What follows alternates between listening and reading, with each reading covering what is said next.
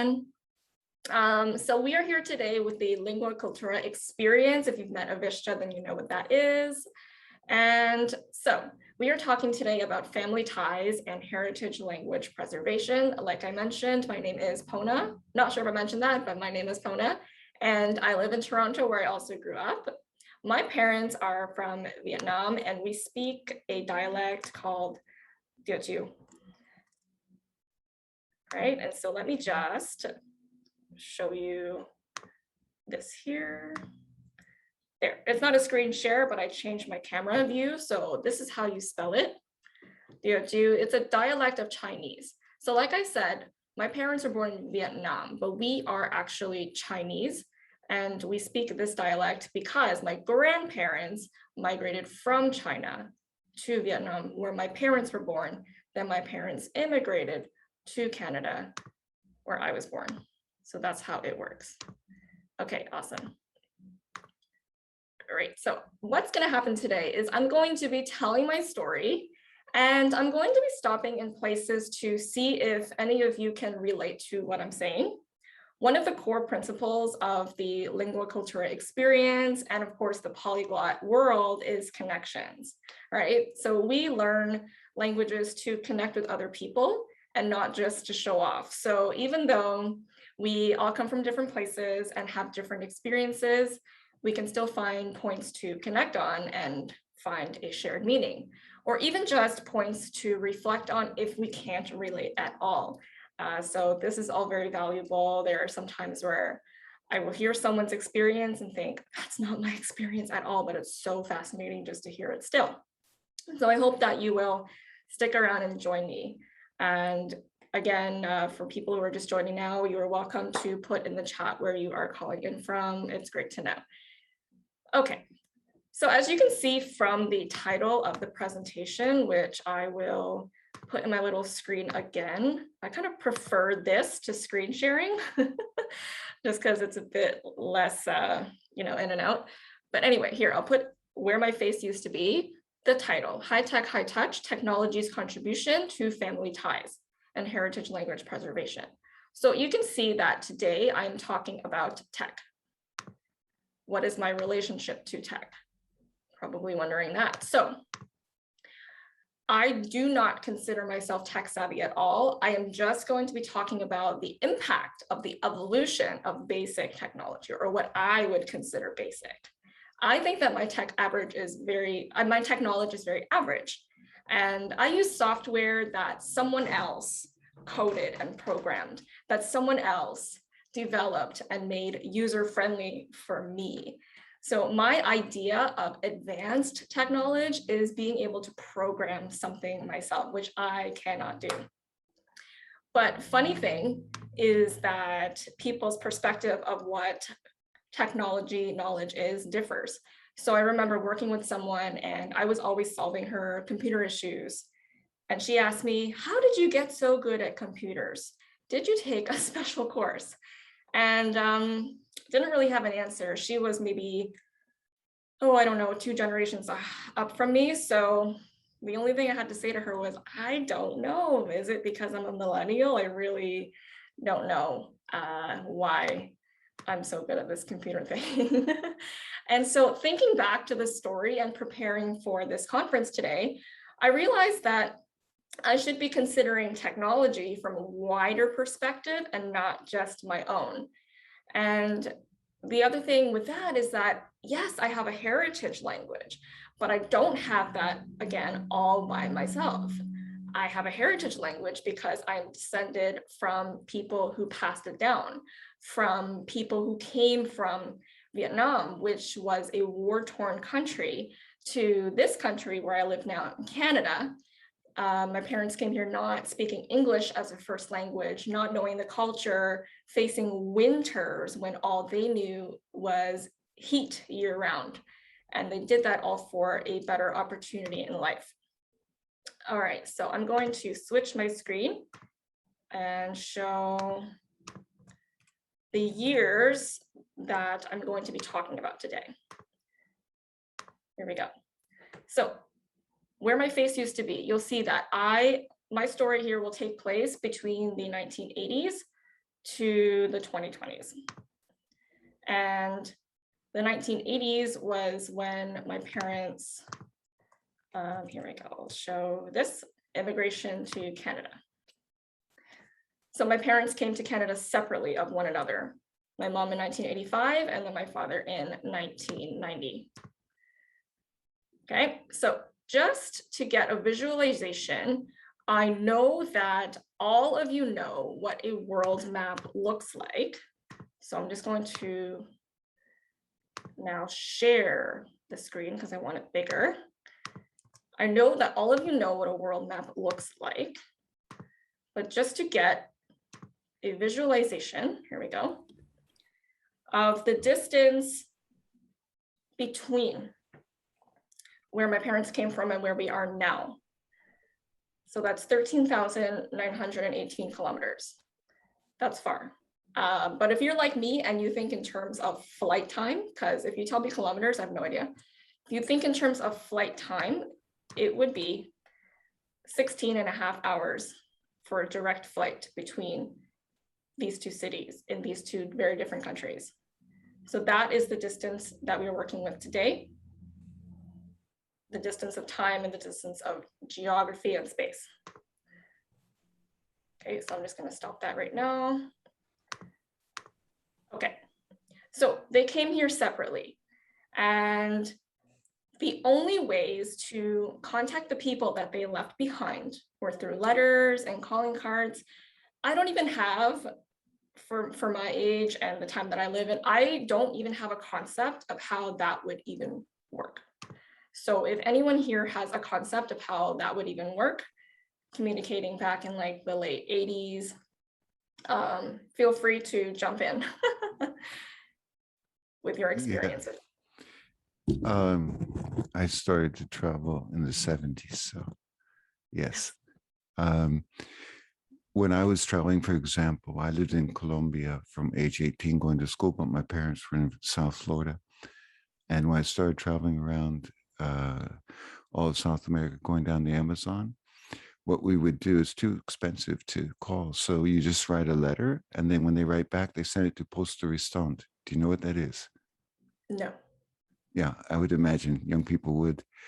Poste Restante is at any post office. If somebody writes, for example, Manaus, a city in Brazil, Central Post Office, Poste Restante, and then Tim Keeley.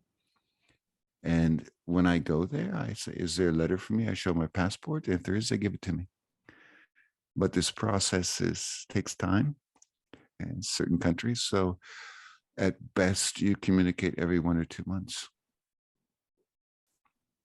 Yeah, thank you so much, Tim. Yes, so absolutely. I have zero concept of what that would even look like.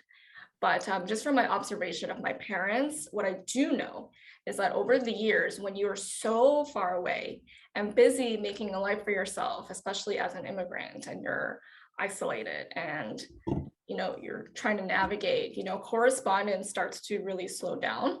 And what has happened with my family is that people have moved and they didn't tell us, or my parents at least. Like people changed their phone number and they didn't tell my mom. So one time my mom found an old phone book and tried to reconnect with some friends on the phone, and the numbers did not work. And so, yeah, now we have evolved to a time where we don't have to rely on numbers written in a book. So technology may be basic to me is actually a huge game changer for somebody else. And what may seem like low tech to me, like here using Zoom right now, I don't really see that as super high tech because I know how to use it, is actually high tech for someone else. So that's basically how old are you? Excuse me, you shouldn't ask, but this is extremely high tech. That's fine. I am 30. Yeah, okay. Well, wow, it's really high tech. I mean, well, even when computers came out and so 20 years ago, couldn't imagine that you could conference call for free with video. No. Yeah, absolutely. Like, and I definitely wasn't born into this technology, but I guess I've just used it growing up to the point that it doesn't seem all that new to me. I'm not sure what it is about it really. Yeah, I'm just reading the chat. Oh, okay. I see. Thank you everyone for clarifying that. All right, so I'm going to now show a picture. And I'm gonna just do the same thing where I show it where my face is, because it's easier. Can you all see that clearly enough? Okay, Yep. great. So the man in the picture, that's my father. And then the two girls there, those are my two little sisters. I deliberately chose a picture without me in it because you already know what I look like. So here we go. This is my father and my two sisters. My mom doesn't like to be shown in photographs, so she's not here. Anyway, so this is my dad. He actually passed away last year at the age of 73. And he retired at age 70, so it was a very short retirement. In his late 60s, so that would have been around 2014, 2015, he started dabbling and learning how to use social media like Facebook and WeChat, the likes of that. And of course, we all know Facebook has a video conferencing feature to it as well. So my dad used Facebook to connect with his family that he left behind in Vietnam.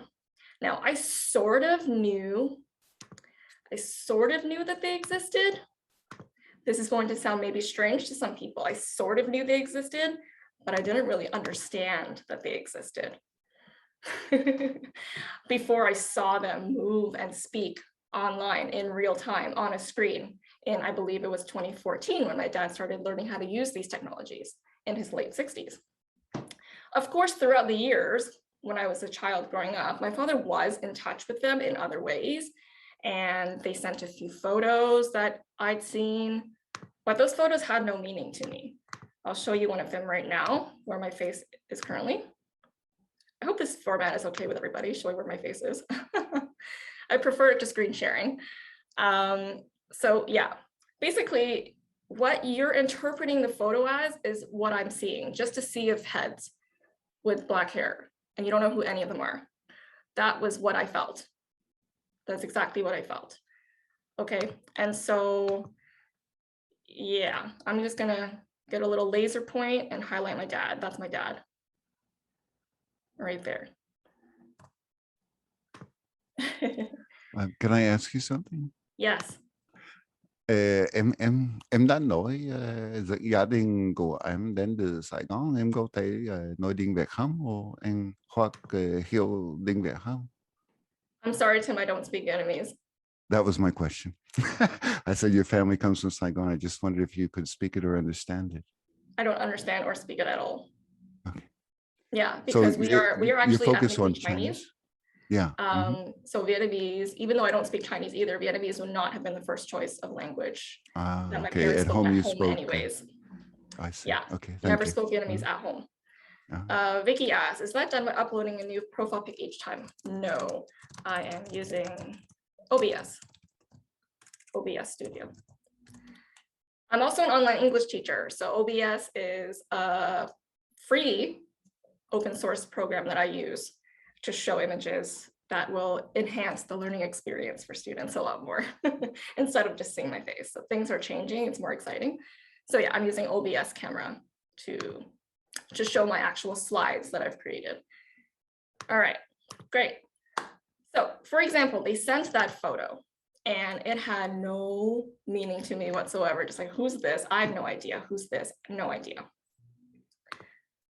Okay, so it wasn't until, like I said, 2014 and using video conferencing technology that it finally hit me and I finally understood that I had a family outside of the one that I immediately saw here in Canada in my own house. Like, I wonder, does this sound strange to any of you that I just didn't know my own family or didn't have any concept of them? No, not for me. I grew up in a military family, so my parents were always moving far away from the extended relatives, and sometimes I couldn't recognize my own grandparents or aunts and uncles. Anyone else? This is Lily. Apologies, Amanda. My internet is slow today. I talked over you. It also resonates with me as a Chinese American because of all the civil war that happened in East Asia to our previous generation. This is really interesting, Pona. Thank you. Oh, thank you. Anyone else before I move on? Hi, Feline here. My family, we are split between Belize and Honduras. So there was a whole branch that I knew existed, but I did not meet them or really get to them until I went to Honduras in this remote village. So I get it. Yeah, for sure. And it's fascinating to me because this image that was sent over by probably my uncle in Vietnam held so much meaning to my mom and dad, but zero to me and my two sisters. I mean, like, who are these people? No idea who they are. So I just find that very fascinating. So it wasn't until I saw them moving and speaking, hearing their actual voices, seeing their bodies moving on camera, that I was like, oh my gosh, those are my cousins. We're related. Oh my gosh, I have nieces. I'm an aunt. You know, it's like these things just didn't compute until we had this technology to really show, I guess, a humanity side to it. I don't know how to describe it very well. But yeah, this is extremely common for my family where we are isolated here where we live. And these cousins that I showed you in the picture, that was taken when my dad was coming to Canada. So that was before I was even born. Now, those same cousins that are babies in the picture are in their 30s, and I was around 26. I finally met them in person in 2016. So that was 30 years after that picture was taken. Yeah, interesting. So my cousins actually on my mom's side are in Canada. So I did meet them as children, but I haven't seen them in over, I think, 20 years. And I don't even know if my aunt's kids have met my youngest sister. And this is all even though we live in the Toronto area. And as immigrants, just like I said, being so busy and so isolated, having to work as much as my parents did to keep things floating, it meant that they didn't really have time or energy or desire to really plan family meetups. It just wasn't at the forefront. And family dynamics on my mom's side of the family were also just really kind of difficult. So all of those factors played into making it that, you know, even though we're related, we don't really speak to one another. Can I ask a question about your Sure. the heritage experience of your parents' immigration? Often names get changed when you immigrate. So that's your father's surname? This is my father's surname, yes. And how did he pronounce it? How did he pronounce it? Yeah. Oh, well, I don't have no idea how to say it in Vietnamese. But in my dialect heritage language, let me just put that screen up again so everybody can see what that looks like in case they didn't before. It's a typical, yeah, Teochew, but this is also a typical Vietnamese name. That's why I wondered. In the south, it's pronounced Chan. In the north, it's pronounced Chen. It's slightly different. But right. I think when you go to an English-speaking country, they say Tran. Yes. Yes. Oh, okay. That's what you were asking. Yeah. So yeah, when I was growing if up, you we actually always use used the Tran. Vietnamese pronunciation Chan or use Tran. Yeah, when I was growing up, we always just used Tran Mhm. because that was what I Easier. knew.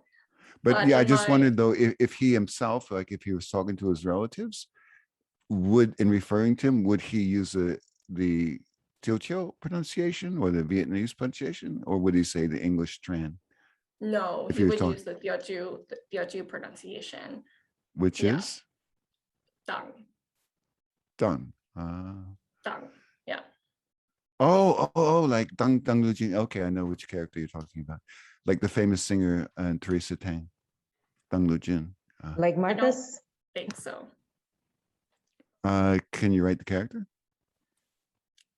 Is it like my name? Because I'm Teochew and mine, like in Chinese characters, give me a Can you moment. write it, Marcus? Yeah, In the give me chat? 1 sec. I'm changing my keyboard. Yeah, I mean, we pronounce it that way because we basically it's I don't know, it's some kind of equivalent. But That's but different. ours is actually, you're right, it's Chen. We use this one. I see. Yeah. Okay, that's Chen in Mandarin. That's Chen. Yeah. And in Singapore, it's quite common to see it spelled as Tan, Mm, Mm, which is Yeah. which is pretty close to how yours is spelled.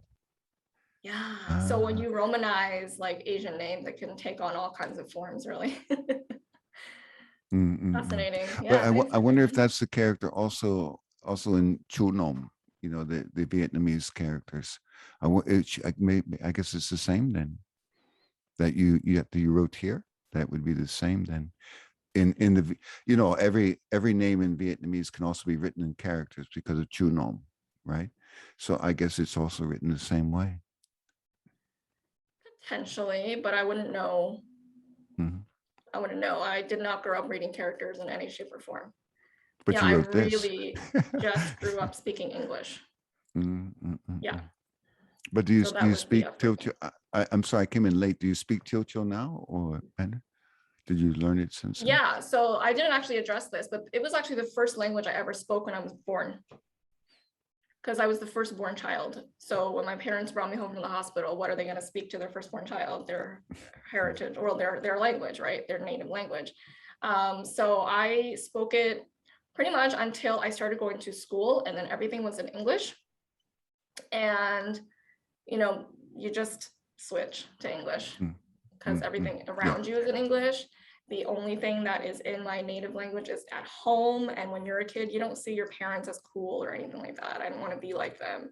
Yeah, You know, yeah, I I want totally to- understand. That's my experience on. I'm the immigrant. I'm an immigrant to Japan. I'm a Japanese national. Looking at my face, you wouldn't realize that. But my children are native speakers of Japanese, not English, and that's what happens. They had to learn Yeah. English later. Yeah. Very cool. Thanks for sharing. Okay, so I'm going to bring up my white screen, and I'm going to talk about two words that if you have gone into the Saturn Theater of the Polyglot Conference and watched Elizabeth Keaton's presentation, then you will have seen these two words here: cultural relevance and social currency. And she talks about those in her presentation for reasons why kids do not want to learn their heritage language and why it's hard to maintain it, even if you grow up in a household that speaks it. We don't feel like it's relevant. We don't see a future with it. You can't get a job with it. No one else around you speaks it. You don't see any content. We never watched any movies or shows or anything that was fun for us as kids in that language. So it just didn't stick. And I think my parents were a bit heartbroken when we stopped speaking, or when I stopped speaking Teochew at home, because I was the firstborn. And but at the same time, they thought it was a necessary sacrifice for us to really be a part of the culture here. And there's this whole myth that if you mix up too many languages, then the kids are going to end up with like speech impairment. That's totally a myth. It's not true. But yeah, there are real desires to really fit in and be part of this culture in a way that they could not, and to not experience racism like they did. Like, it's just like we still do, right, in a different way.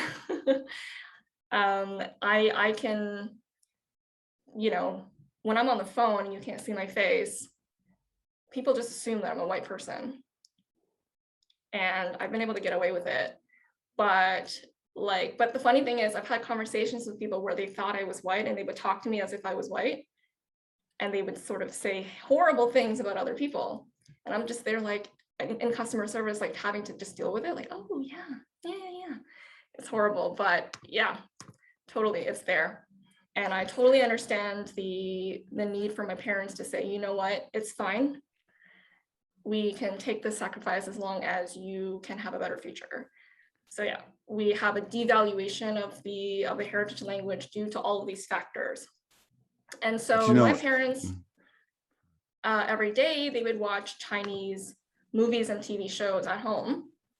But those Chinese TV shows and movies were only ever in Cantonese or Mandarin. Content in Teochew just didn't seem to exist. But I mean, I knew that there were people like us, like all over the world. It's just hard to locate us, especially since we were so dispersed. Yes, Tim. Yeah, so I was just going to say that the opposite happens to me. So being Japanese citizen and not looking Japanese. So on the phone is one thing, and then when they see me, then well, once I say my name, I keep my name somewhat to English, so it's Kiritem, so they recognize that. But if I don't say my name, yeah. And then do you get sometimes, I don't know what it'd be like in Toronto, but if you get people who assume that you can't speak the language like a native? Yes. It happens in Asia. It happens to me in Japan, China, and Thailand, and countries where I do speak the language. Yeah. Mm. Yeah, I had someone come up to me. It was one of those missionaries that come from the States. I don't really know what they're here for, to be honest. They're like church missionaries that come here and try and push their church on you, but they also offer free English classes. And I'm just walking back home from school one day, and he comes up to me saying, "Hi, would you be interested in free English lessons?" I'm just like, who are you? Why are you talking to me? You know, and it's just like when those situations happen in that moment, you just want to get away. So I just wanted to get away. And it's not until later that you're like, oh, I should have said something, but what should I have said? So yeah, it's one of those frustrating moments where the other person gets away, doesn't even think about it for the rest of the day, and you're there like, why? Did you have something to say, Jen? Do you also get, where are you really from? All the time, yeah. I do or too. It's sometimes masked as, where are your parents from? You know, Yeah, it's yeah, like, yeah, oh, yeah, why are you that- so interested in my parents? They're not even here. Yes, I get the same thing. I mean, I'm even more rare. Okay. So there are a lot of Asians in Canada and such, but there are not a lot of Caucasian Japanese. So, Right. and also same happens to, my, those who are African descent and such who live here in Japan that are, some only speak Japanese, and it happens. Yeah. Yeah. Yeah, people just need to, I mean, hopefully things evolve to the point where people understand that people move around. It's like, yeah, we migrate, it's a thing. So yeah, it's like I was saying, in 2014, around there, my dad's late 60s, he starts learning social media, we start reconnecting with our family. At that same time, I was also beginning to seek and find content in my heritage language. It was just a coincidence, I think. I'm not sure if it had really any links to that, but I did find people like me on the internet, meaning children of immigrants with English as a first language and Teochew as a heritage language, doing skits in imperfect Teochew, right? It's not perfect. They're like making all these mistakes and not knowing what words are, and then, saying action and cut in English, and it's hilarious. Their acting is terrible. But, it was great. And I was really hooked onto these videos, and I wanted to find and view more and more of these. Yeah, I was just like, come on, recommend me some more YouTube, use your algorithms, recommend me some more. And so hearing people like me, people that I could see myself in, and not like my parents and my aunts and stuff like that, people I could see myself in, people who had the same identity demographics as me, speaking it imperfectly like me, there was something there. It made me feel really connected. And it's not something that you can find in mainstream media. So user-generated content has been a real game changer for this family preservation topic that I'm talking about. So for user-generated content, we don't need like a middle step of getting approval for content before it gets aired. You can just upload it and there you go. And it's been a really surreal experience to hear a language that I'd only ever really heard at home coming out of my computer screen, where normally I would hear like mainstream stuff. And when I heard it at home, it was from my parents, people that I didn't feel culturally connected with because I wanted to be a part of Western culture. But as I got older, like I couldn't push it down forever. Sooner or later, the desire to want to know more about who I was, like just grew to the point where I couldn't ignore it anymore. And so having this user created content just felt a lot easier to really sink myself into. And yeah, and then I started to feel more of a desire to speak it and then continue that heritage, because then I started realizing, oh crap, what am I going to do? I'm a millennial who doesn't want children. There's so many of us. And what am I going to do with this language? is it just going to die with me? And I did not like the idea of that at all. So yeah, I don't know if anybody else has thoughts about that, so I can drink some water. Go ahead, anyone. Yes, I'm anyone. Hi, folks. Feline here. Pona, I too speak a very rare language. It's called Garifuna. Our language developed from the combination of African people and indigenous people on the island of St. Vincent. We were exiled from our island by the British, who wanted, of course, to enslave and kill us. But we put up a good fight with them, and prior to that with the French. They shipped us away. We ended up in Central America, and because of being in Central America, we settled along the coast. So Honduras, Guatemala, Belize, Nicaragua, and of course now in the US and Canada and Spain. Now, because of that migration, we kept on with the language. We were isolated because of racism, discrimination, and that history of being fighters. The Europeans who were there did not want to engage with us.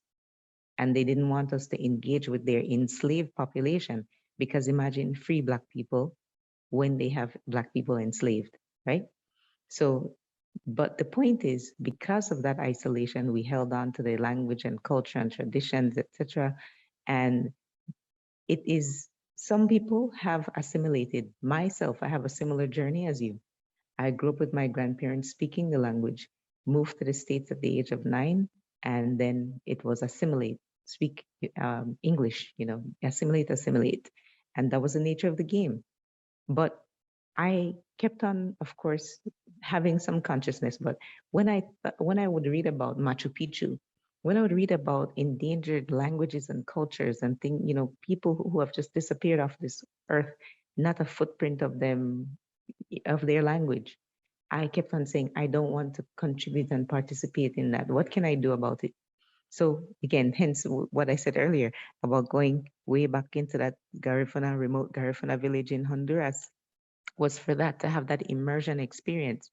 As far as creating content in the language, that's the next step for me, is connecting with my cousins who are linguists. Because I guess I speak kind of slangish when it comes to my own language. It's like broken Garifuna, and it's a mixture of Garifuna and Spanish, or Garifuna and English, based on whether I'm in Belize or in Honduras. But it's up to us. It's really up to us, and that is a heavy weight to carry. And so I choose not to carry it alone. And I encourage you, and I know you're going to speak on it, how you have been able to get groups together in order to make sure that the language is preserved in different media and used. And so please continue.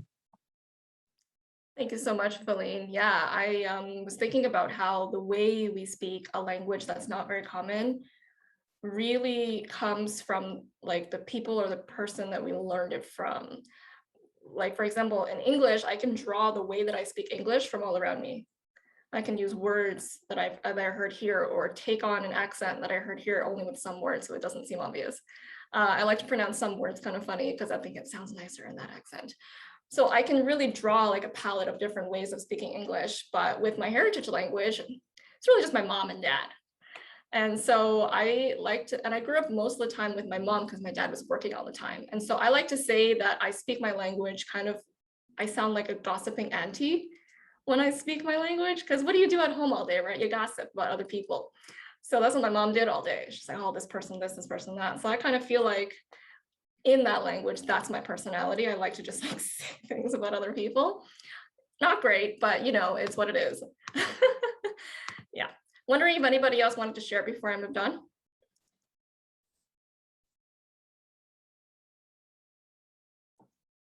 No? Okay, so I will move on. All right, so like I was saying before, with my mom losing contact with people because the phone numbers didn't work anymore, social media is great because unlike phone numbers and addresses, it's a lot easier to track people down provided provided they use their real name. And for example, like WhatsApp and Instagram, I can take that all around the world and I don't need to tell anybody that I changed it. Like, oh, here's my number when I'm in wherever. And so for the diaspora, it does help make the world feel a lot smaller. Whereas before, you know, you get on that plane and you feel like that person's gone to another world. They're just gone.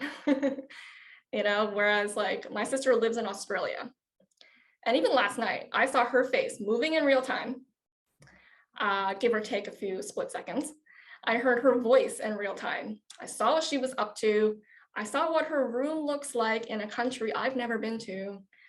I saw what she was eating, and it changes how far we really feel. So going back to that map I showed earlier of the kilometers of distance, you know, it just doesn't feel that far. And so I really have no concept of what getting on a plane and leaving people behind was like in that time period that my parents arrived, which again was the late 80s, early 90s. And remember the picture that I showed earlier. I guess I'll put it up again, of my dad at the airport when he was coming to Canada. Look how many people showed up to say goodbye to him. They didn't know they were going to see each other ever again. Right? Like at that time, you get on that plane, you're gone. And if you manage to contact each other on the phone, you're like screaming because you're like, oh my God, it's you. You know, it's that kind of the sentiment that I'm really trying to highlight here. Whereas, you know, I saw my sister could have gone on a plane last night and I could have talked to her again the following day and see what her bathroom looks like. I could have seen what was in her toilet, you know? And so it's like such a different world. And so, yeah, like I mentioned before, stopped speaking my heritage language when I started going to school and everything was in English. But after 20 years, I started speaking it again. So again, this was that pivotal, like 2014 that I was talking about. And I kind of like to call, just for the purposes of this presentation, 2014, the tech shift. This was when my dad started learning Facebook and whatnot. This was when I started finding user-generated content of people speaking my language and got me more interested. And so, yeah, I kind of call that the tech shift. That was sort of the year where everything changed for us. And I started speaking Teochew again. It wasn't easy. It's not like one day I decided to start and I started. Not at all. I had to overcome barriers of like my parents feeling weird or me feeling weird or thought my parents would feel weird, right? It was like, hey, just do it. Just do it. There's this block. Like, just do it. Just do it. And then eventually started with a few words, then sentences. Then my sister started as well, because what happened was whenever we would use it, for example, my parents would laugh, not in a way that was making fun of us, but in a way that was like kind of overjoyed. And then I started to realize that, oh, yes, I'm speaking to their heart when I'm speaking their native language. I'm sure you've all heard that term before, right? When you want to speak to someone's soul or whatever, you speak their native language. I'm not good with these quotes, but that's what it is. When you want to speak to their head, you speak their alternative languages. But anyway, when I wanted something from my mom, I would ask her in Teochew, and she would be more likely to let me have it. Like that's the power of it, right? And it's not being manipulative. It's just, that's what it is. Yes, thank you, Tim. I don't know the actual quote, but I'm sure you've heard it all before. But yeah, the other thing with that is not only was it nice to hear my dialect coming out of the computer through my family members, meaning those little baby cousins in the picture who are now in their 30s. They're the ones who are talking to my dad because they're the ones who know how to use this technology because they're 30s. Yeah, so they're talking to my dad through the computer, and it was great to hear my language coming out of the computer through people that I'm actually related to by blood. And it was also nice to see my family members overseas connect with my family here, see the connection that they have, and especially their connection with our dialect. Whereas before I only really saw it from my parents. I also was able to see a side of my dad while he was talking to my cousins that I never saw when he talked to me. You know, there is a connection that they have that I don't have with him. So my cousins have a very amicable and playful relationship with my dad that I don't have. For me, it's just like, do you need money? Sure, here you go. But for my cousins, they're able to make jokes and all those kinds of things. They can make jokes not only in Teochew, but they can make jokes in Cantonese and Vietnamese. They have a richer mutual linguistic understanding to draw from. And they were really interested in what he had to say because he left for a foreign country all those years ago. They want to hear all about it. Whereas I saw him every day in the same house, and I don't really need to know anything about this foreign country because I was born here. Right? So yeah, there's just so many things that they could connect on that I just could not. And you would have thought that, you know, they were his daughters and not me. We lived in the same house, mostly kept to ourselves and didn't really speak. I can't fix that now because he's passed away. And that's something that I wish I could have changed, of course.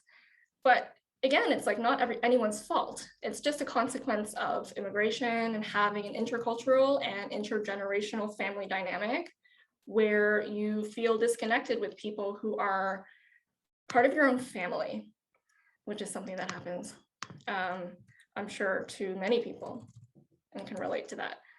So something my mom likes to say, I'll switch my screen. Something my mom likes to say. So here's a picture. I'm not an artist, so here, this is supposed to represent a house in Vietnam. My mom likes to say that in Vietnam, the houses are small, but the people are warm and they're all around you.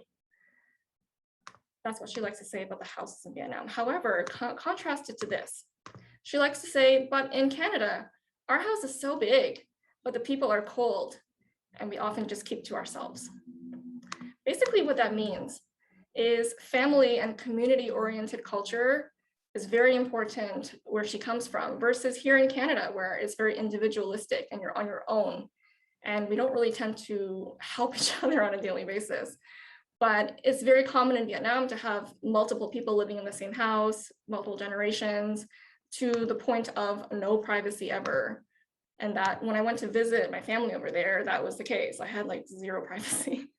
But that's a good thing whenever anything happens to you. Like if you need help, someone is there. If you're sick, if you fell down, you know, especially for the older folks, like someone is there. Whereas here in Canada, we all have our own bedrooms and we could spend several days not even exchanging any words with one another, even though we live in the same house. If there's an emergency, you're on your own. Yeah, that's sort of the sentiment that my mom has, especially around the time that my father passed away, right? Where it's like, oh, we're all just off doing our own things. Yeah, we're not around to help. Whereas when my uncle in Vietnam had a stroke, he's had two now, like everybody was there. They all came and helped because they were all around. So yeah, that's the one thing my mom really misses, just the warmth. And I guess you could make that metaphor with the weather as well. It's super warm there, it's super cold here in the winter at least. So yeah, so with this user-generated content, I found lots of skits, I found songs, showed them to my sisters, and that was back in 2014. Now it's 2021, and there are way more YouTube videos about Teochew and in Teochew now, like the dialect itself, than there were when I was looking a few years ago. And there's even a dictionary app that you can download, which I've downloaded. So lots of resources, more now than there were back then. So all this to say that even though I knew how to use all of these same social media platforms for years, like I know how to use Facebook, I know how to use Zoom or whatever, before my dad got into it, it really required that personal human connection to bridge this reconnection with my family. No matter how tech savvy I get, I would never have known how to find my family by myself. So no amount of social media knowledge could ever have connected me with my family if it were not for my dad and that human connection who could, you know, keep in touch with them, know what their names would be. And yeah, so that's the only way that that would have been able to be bridged. All right, so that's basically the story that I wanted to tell today. Again, it happened between the 1980s to the 2020s.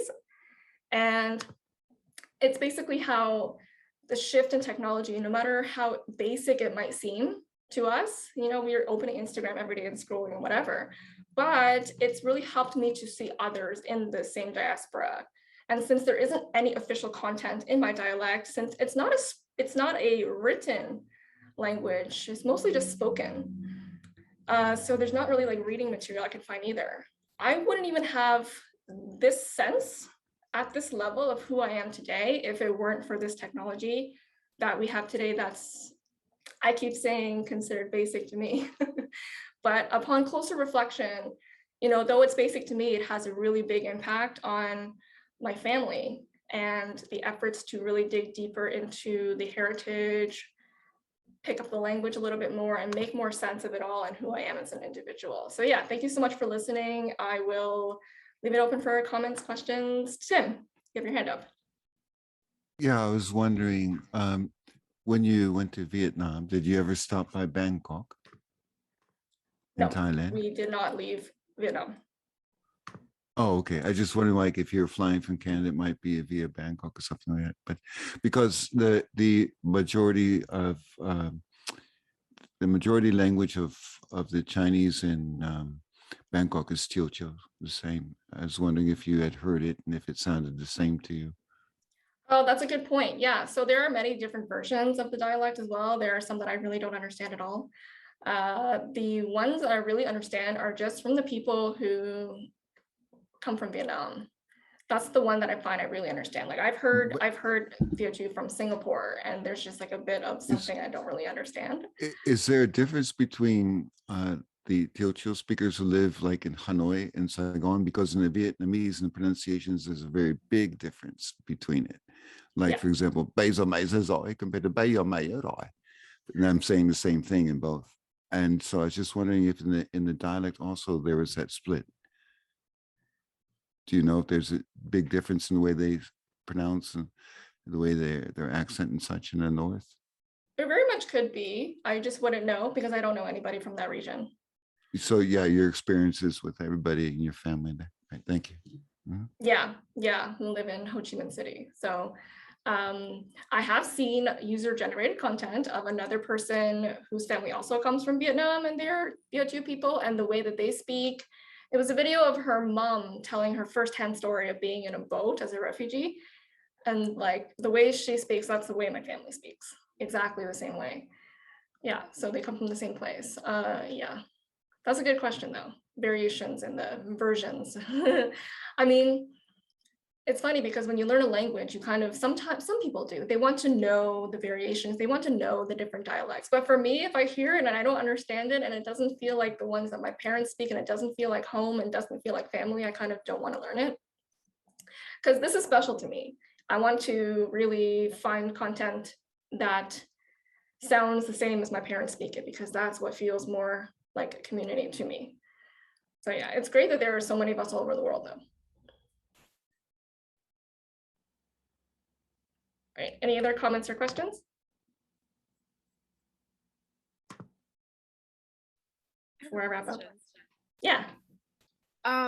So I've heard this a lot, and I'm American, so I grew up with, you know, Anglophone parents and learning languages on my own. And a lot of my friends who do speak another language at home feel like going through the school system, there's so much kind of this view of like how much cultural capital comes with speaking English, that they do feel like speaking a second language at home, that there isn't much added value. And that can be even, you know, just really brought out in the school system, where teachers will put them on the spot and ask them for, you know, their family's histories and kind of just like mark them as either different or just like, I've seen some really bad techniques in trying to get people, like normalize people sharing their stories without like calling somebody out. And I know it can be like a really tough period where a lot of people come out of going through a, you know, very westernized school system, or even in, you know, in any country really, going through that school system, coming from a different cultural background. Do you have any suggestions of how people could do better, or how, you know, kind of inserting value in just speaking any language, because just really having that culture in the house and just a different view is really valuable? Yeah, that's a really big question, Ella. That's a huge question. I wouldn't Let's know. put this on you. Yeah, like everybody would have a different idea of what would work best for them. For me, I would just prefer to not be called out. It has happened to me before where, you know, I'm in a language class, not English, not anything like that, a different language class, and the teacher looks down the list of names and he says, oh, you have a different name. How does a pig sound in your language? Or how does a dog sound in your language? Because you know how animal sounds are different in every language.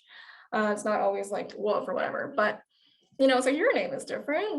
What's the dog sound in your language? And I'm just like, can you not? I'm like, can you not? Like, I know you're trying to highlight differences and diversities, but please, just don't. Like, yeah, you don't know my history. You know, it comes from good intentions, but at the same time, it